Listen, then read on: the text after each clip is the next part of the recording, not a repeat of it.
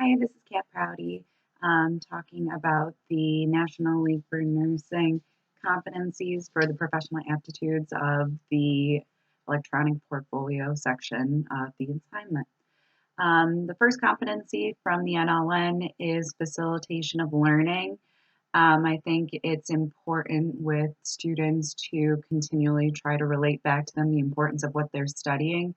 So previously, I had led a lecture on musculoskeletal assessment and total joint replacements, kind of focusing on where the future is going there, because once those students graduate, they need to know what kind of jobs are available for them, what kind of fields of nursing are available to them, because some people don't know. So to me, kind of portraying the information in like a so what, why does it matter kind of way, I feel like is a good way to facilitate the learning and engage the students and get their attention, which leads to the second competency about facilitate learner development and socialization. I think it's important as a nurse educator to make sure that you stay up to date on current practices and where the future of nursing is going. You can't teach these students about what's up next for them unless you yourself know where the future of nursing is going to be. And you need to understand what is required of these nurses now versus 10 years ago or 5 years ago, even when you yourself were graduating and trying to get into the field.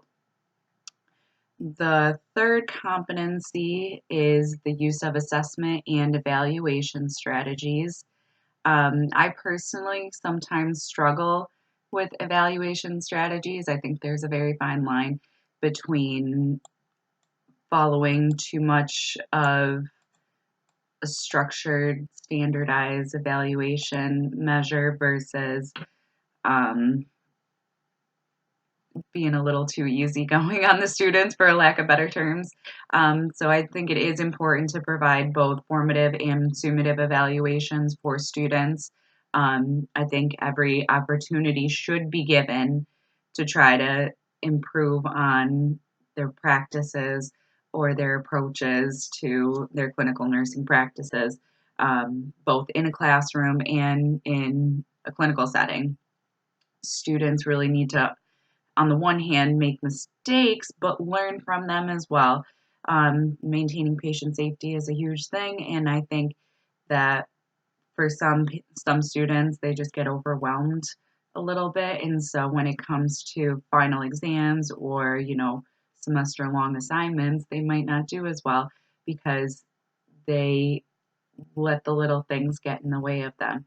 So providing step-by-step guidance and step-by-step evaluations throughout the semester, as well as a final evaluation, I think is really important. So that way students can get the opportunity to adjust themselves and also step back and see the bigger picture as to what it is that they're looking into and what it is that they're practicing. The next competency is participate in curriculum design and evaluation of program outcomes. I actually had a very good experience last semester working with a few of the faculty members at Lemoyne College, where I did my apprenticeship with, and they were very, very supportive about getting me involved in pretty much anything I could be involved with. So I was able to see, curriculum meetings. I was able to see faculty meetings. I was able to observe clinical coordinator meetings. So, and that was both at the undergraduate level and the graduate level. So I was able to really get a lot of exposure to a lot of different things. And one of the most important things that I learned was through observing a curriculum meeting with two colleges, so Lemoyne College and St. Joseph's College of Nursing, where their ADN school that they have a program with, a dual degree partnership program.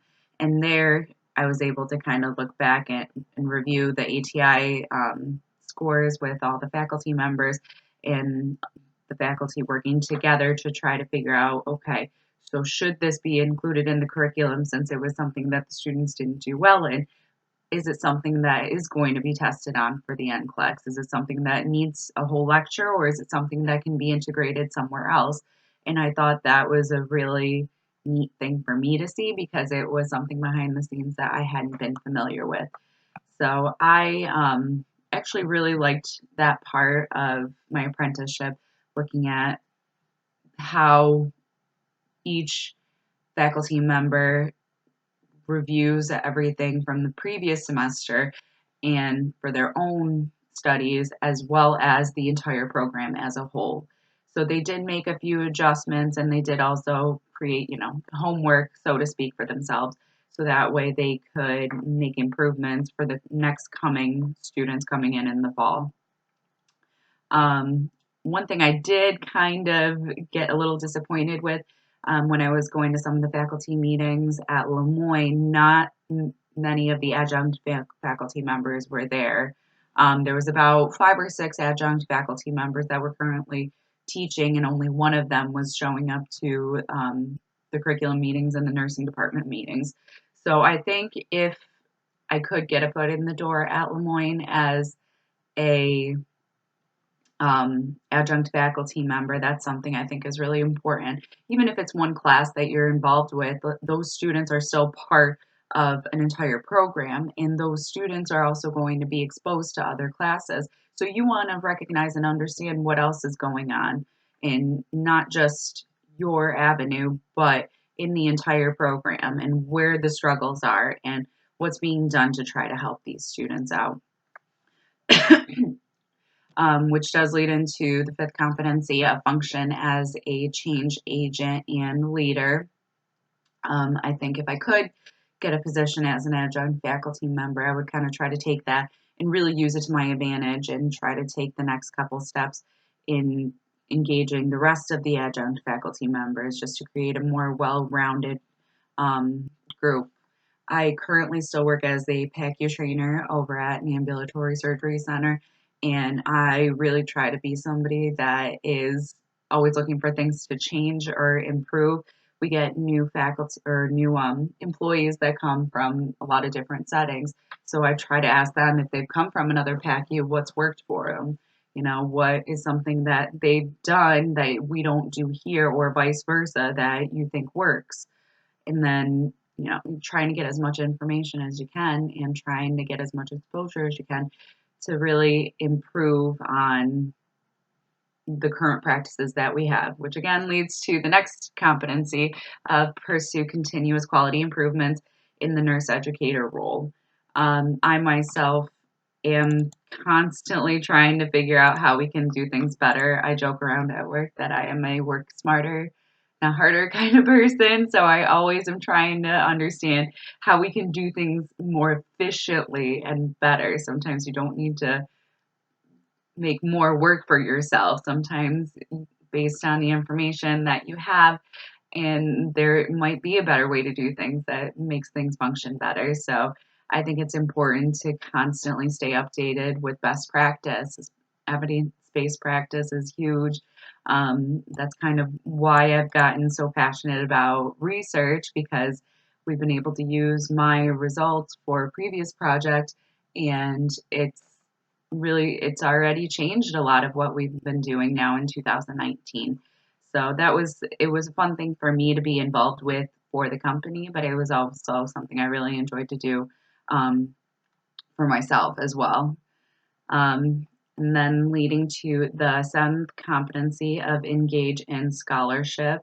Boyer's model discusses scholarship in 4 areas of discovery, integration, application, and teaching. And I had previously talked about in one of my other posts my research project and how the whole process and the dissemination of results led to change and learning. And I think that that's important as an educator, that you need to continue to understand that learning doesn't stop once you step into the educator role. It's an ongoing, continuous process.